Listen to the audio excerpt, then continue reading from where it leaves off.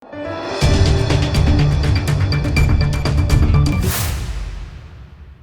દર્શક મિત્રો, આપ જોઈ રહ્યા છો લોકમૈત્રી ન્યૂઝ. હું છું એન્કર અમિતા પટેલ. હવે જોઈએ અગત્યના સમાચાર.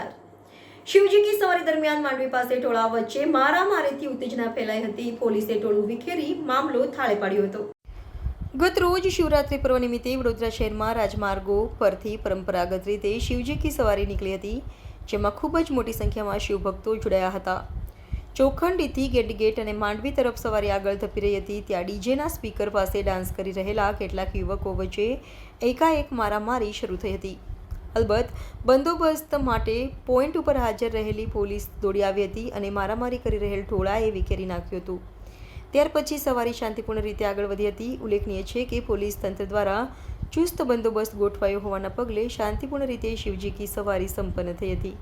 Bureau report, Lokmaitri news, Vadodara.